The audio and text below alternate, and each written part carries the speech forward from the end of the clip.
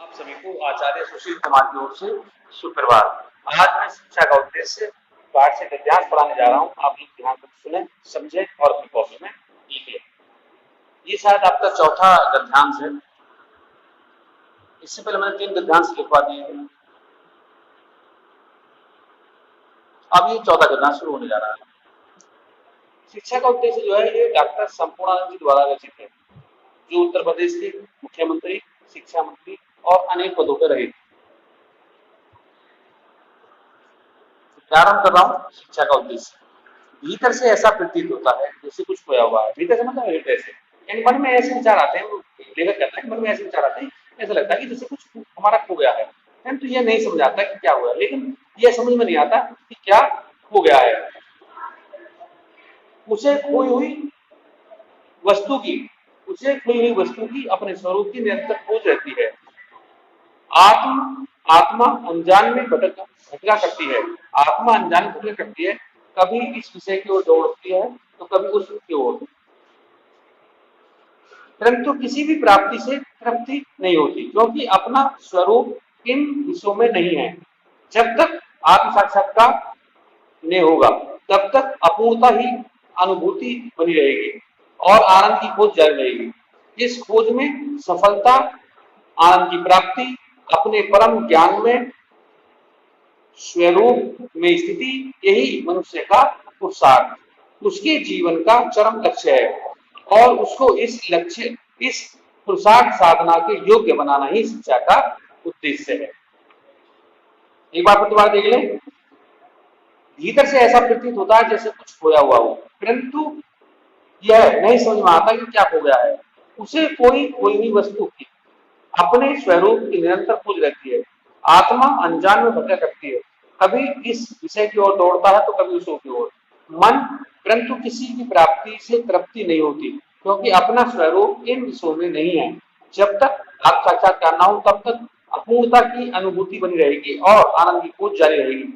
इस प्रकार यह इस खोज में सफलता, आनंद की प्राप्ति, अपने परम ज्ञान में स्वरूप में स्थिति, यही मनुष्य का पुरुषार्थ, अपने जीवन का चरम लक्ष्य है और उसको इस पुरुषार्थ साधन के योग्य बनाना ही शिक्षा का उद्देश्य है। अब इसकी प्रस्तुत देखते हैं हम।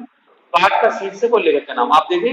पाठ का शीर्षक शिक्षा का उद्देश्य और लेखक का नाम है संपूर्णानंद। आप देख लें इसका उत्तर। पाठ का नाम शिक्षा का उद्देश्य और लेखक का नाम संपूर्णानंद। क्वेश्चन नंबर 2, रेखांकन की व्याख्या कीजिए। देखिए रेखांकन सी है, जब तक से लेकर उद्देश्य है। जो अंडरलाइन है इसे रेखांकित अंश कहते हैं, कि जब तक से लेकर उद्देश्य है। प्रारंभ करते हैं।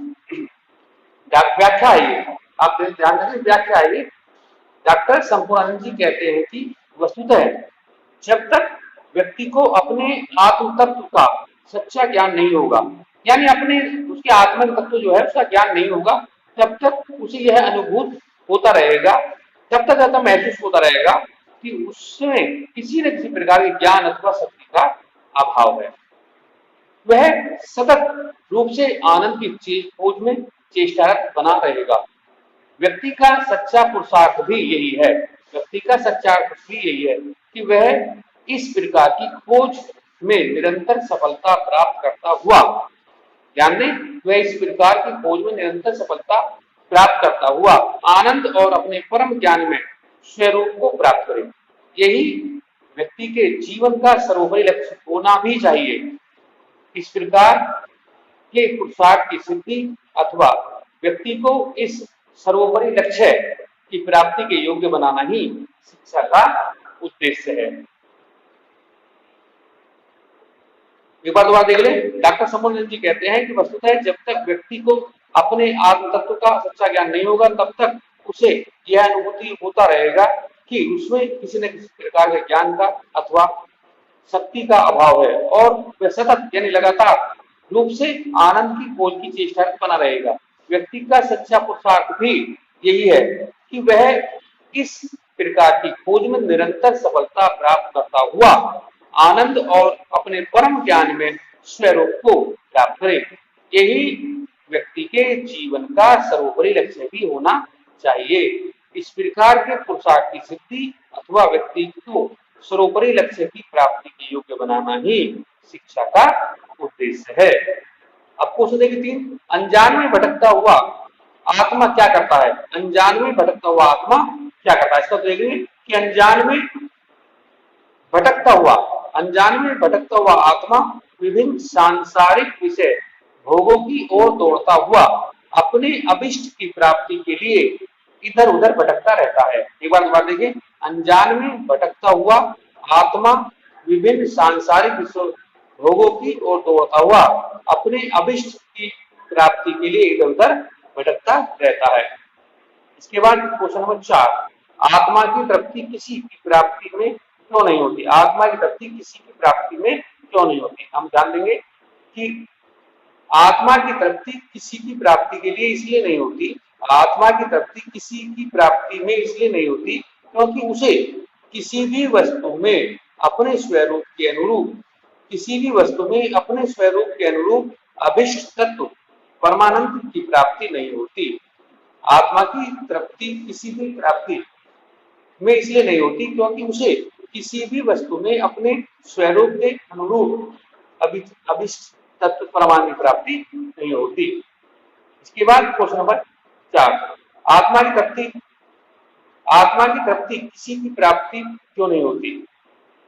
ये मैंने आपको बता दिया कि आत्मा की तृप्ति किसी की प्राप्ति में इसलिए नहीं होती क्योंकि उसे किसी भी वस्तु में अपने स्वरूप के अनुरूप अभिष्ट तत्व परमाणु की प्राप्ति नहीं होती है। अगला क्वेश्चन देखिए, व्यक्ति को आत्म साक्षात्कार किसके माध्यम से हो सकता है? आप ध्यान दें, व्यक्ति को आत्म साक्षात्कार किसके माध्यम से हो सकता है? व्यक्ति को आत्म साक्षात्कार किसके माध्यम से हो सकता है? तो हम बताएंगे कि आदमी को या व्यक्ति को आत्म साक्षात्कार शिक्षा से ही हो सकता है, या शिक्षा के उद्देश्य से ही हो सकता है। व्यक्ति को आत्म साक्षात्कार शिक्षा के माध्यम से ही हो सकता है।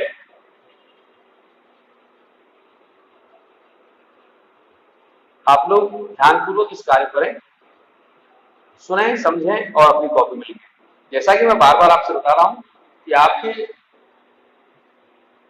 एग्जाम बहुत जल्दी होंगे, अधिक समय आपके पास नहीं है, तो आप थोड़ा थोड़ा सा याद करते हुए चलें, जिससे एग्जाम समय में आपको कोई समस्या ना हो।